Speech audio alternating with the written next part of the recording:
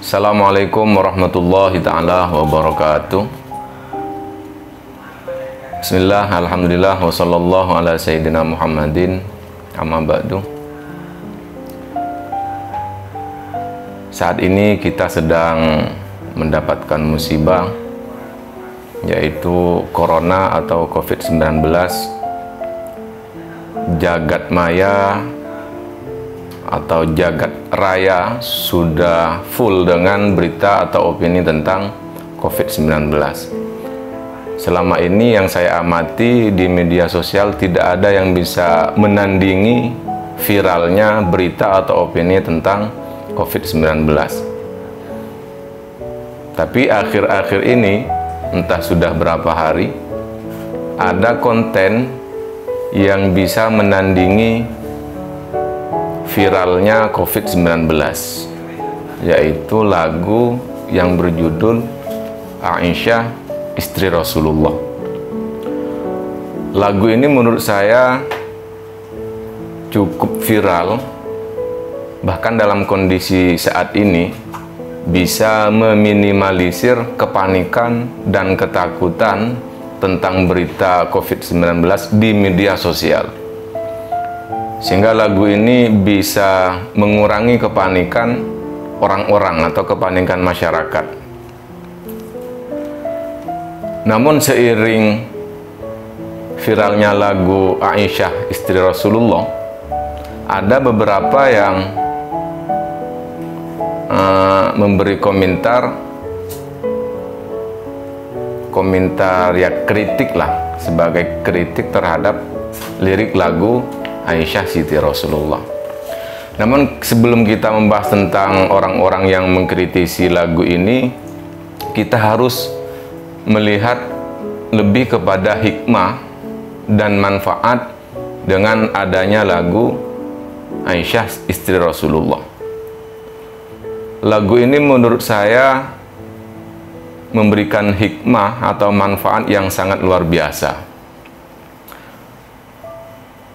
Contohnya, para pembawa lagu ini yang awalnya tidak mengenakan jilbab, karena membawakan lagu ini akhirnya dia berjilbab. Ini kan salah satu hikmah atau manfaatnya. Dengan dia menggunakan jilbab berarti dia memuliakan Sayyidah Aisyah. Kemudian hikmah dan manfaat yang lain, mereka yang awalnya tidak tahu tentang Siti Aisyah atau Sayyidah Aisyah sebagai istri Rasulullah, melalui lagu ini mereka jadi tahu. Atau mereka yang biasanya mendengarkan atau mendengar kisah-kisah romantisme dari lagu, film atau sinetron, dengan lagu ini dia jadi paham bahwa Rasulullah juga bisa memberi pelajaran tentang bagaimana kita romantis bersama pasangan kita. Atau mereka yang paham Islam, bahwa Islam itu ajarannya keras, tidak ada romantis sama sekali. Nah, dengan lagu ini dia jadi paham bahwa Islam itu juga mengajarkan romantisme. Jadi banyak sebenarnya manfaat yang bisa kita petik, hikmah yang bisa kita rasakan dari viralnya lagu ini. Kemudian jika ada yang membawakan lagu Aisyah Istri Rasulullah dengan tidak mengenakan jilbab, apakah kita tuduh dia sudah menistakan lah, kalau bahasa-bahasa ekstrimnya, menistakan Siti Aisyah? Tidak. Kita harus paham dan merenungkan bahwa dia yang tidak mengenakan jilbab juga bisa mengucapkan Rasulullah, mengucapkan Sayyidah Aisyah. Mengucapkan Rasulullah berarti kan dia bersolawat. Bersolawat berarti dia beribadah yang memiliki nilai pahala. Kalau masih ada yang ngotot, tapi kan itu tidak mengenakan jilbab. Pertanyaan saya, apakah ketika ada perempuan non-muslim ingin masuk Islam dan mengucapkan dua kalimat syahadat tanpa mengenakan jilbab, apakah Islamnya menjadi batal? Kan tidak. Tuh, itu merupakan hikmah atau manfaat yang mungkin bisa kita rasakan saat ini, terutama dengan viralnya COVID yang membuat kita panik atau ketakutan. Terkait dengan kontroversi dengan lagu ini, saya memiliki beberapa catatan. Ada 3 catatan yang saya amati dari beberapa media sosial. Yang pertama, bagi mereka yang tidak setuju dengan lagu ini mengatakan Siti Sayyidah Aisyah itu kan cerdas, berani. Bagaimana beliau dalam sejarahnya memimpin perang. Kenapa kok tidak itu yang dimunculkan dalam lagu ini? Kita harus memahami ya, ketika ada orang menulis sesuatu, dia menggunakan sudut pandang apa.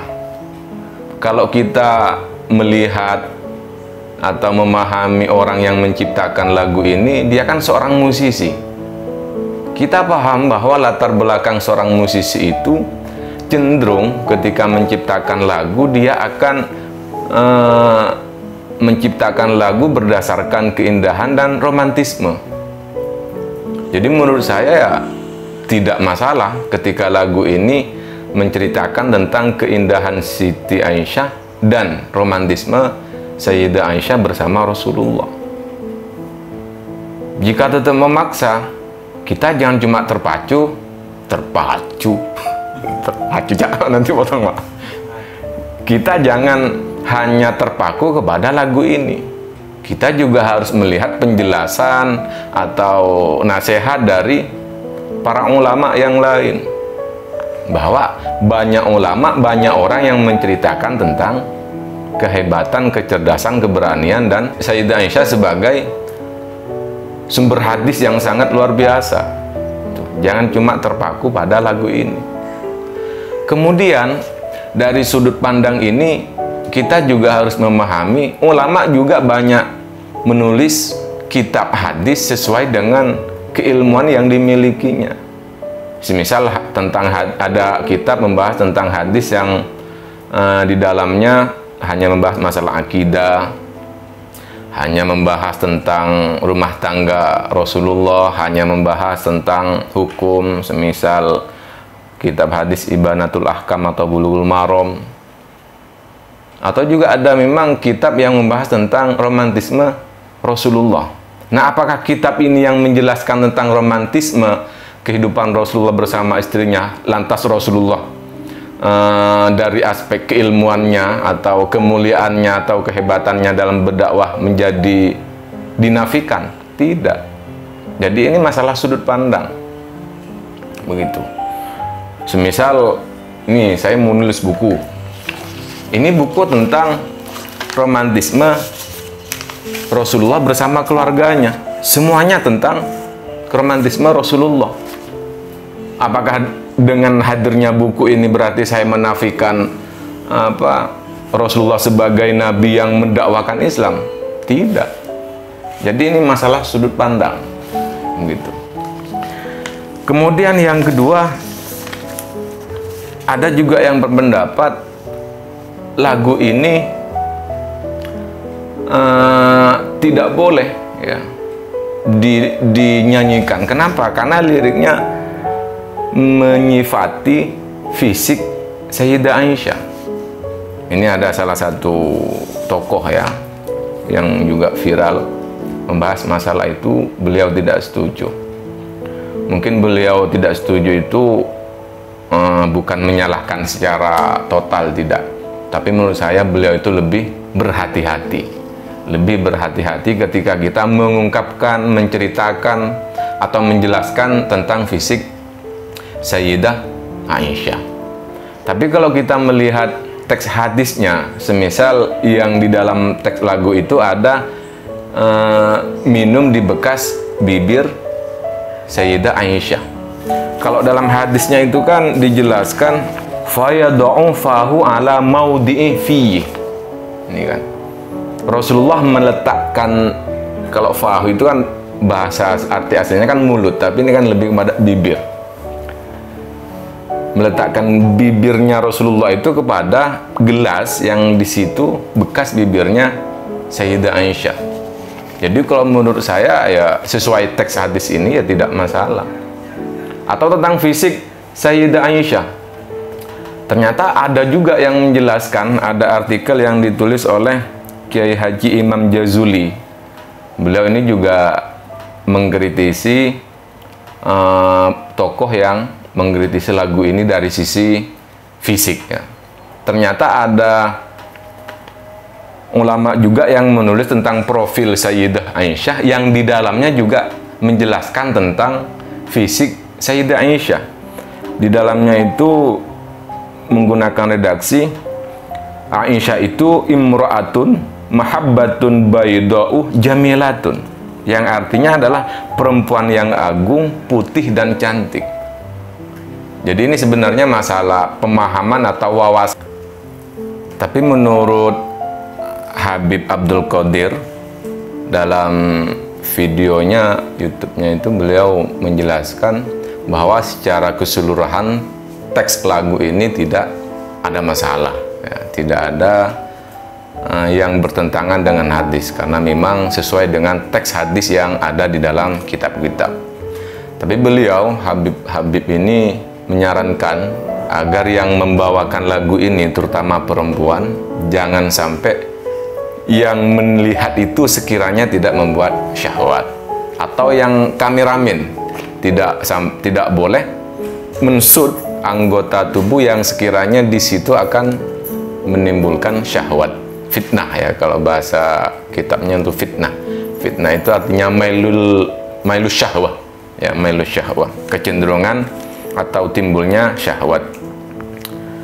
Kemudian yang ketiga ya, yang ketiga ini ada yang mengkritisi sampai menganggap salah fatal katanya dari beberapa teks lagu yang dibawakan oleh penyanyi Indonesia, karena memang teks lagu ini yang menciptakan orang Malaysia. Makanya ketika diadaptasikan ke bahasa Indonesia ada beberapa teks yang dirubah, tapi yang dirubah itu menurut keterangan yang mengkritis ini fatal katanya. Bahkan dia menganggap ini menyesatkan, sudah merubah sejarah. Mari kita bahas satu persatu. Yang pertama itu tentang mencubit ya, mencubit ini ternyata bahasa asli dari Malaysia itu, redaksi aslinya mencuit. Kalau bahasa Arab teks hadisnya itu kan arokah.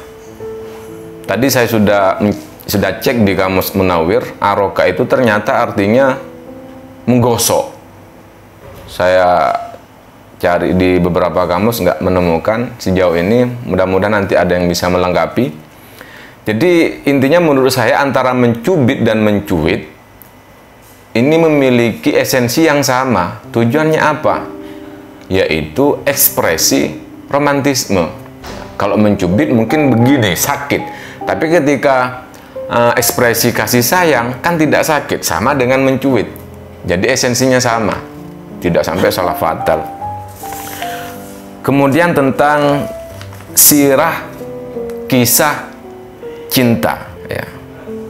Ketika sampai di Indonesia oleh teman-teman penyanyi Indonesia itu diganti menjadi sirah kasih cinta. Katanya ini juga salah fatal ya.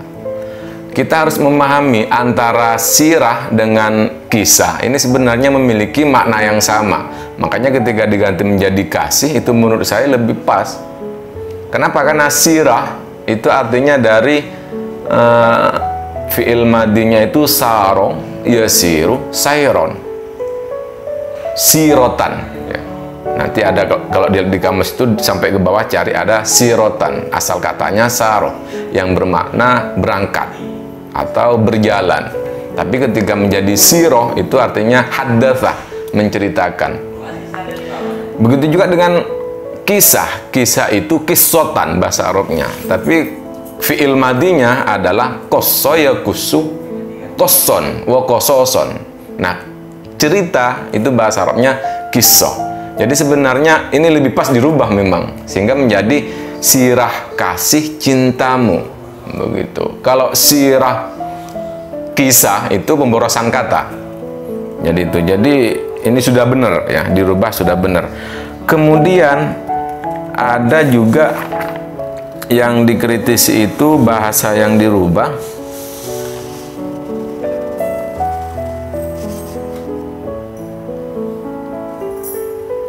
Hingga lelah atau bila lelah. Ini katanya tidak boleh dirubah karena merubah makna. Sampai mengatakan memang lelah dari mana? Nah, ini bukan masalah kondisi yang sebenarnya. Ini kan menceritakan ya, menceritakan. Saya cari di beberapa hadisnya itu memang tidak ada bahasa yang menunjukkan arti lelah, tidak ada. Tapi kalau kita melihat aturan dalam membuat syair itu ada istilah liddarurati syi'ri. Jadi ada beberapa harkat dirubah, ada beberapa lafadz huruf atau huruf dibuang. Itu wajar di dalam syair atau lagu. Nah, mungkin teman-teman yang merubah redaksinya ini karena ingin menyesuaikan dengan nada. Makanya dalam aturan syair itu namanya liddarurati syi'ri. Jadi tidak apa-apa, yang penting tidak merusak esensi atau makna aslinya. Jadi menurut saya yang dirubah teksnya itu tidak ada masalah. Ya mungkin hanya itu yang bisa ya sebagai tambahan lah, mudah-mudahan bisa menjadi penyeimbang antara yang pro atau yang kontra. Kalau menurut saya ini lagunya sangat memberikan energi yang sangat positif, terutama dalam kondisi yang sekarang ini kita takut, panik. Tapi dengan lagu ini insya Allah kita menjadi yang menjadi kurang lah, yang menjadi kurang gitu. Oke, terima kasih. Wallahu a'lam bishawab. Assalamualaikum warahmatullahi taala wabarakatuh.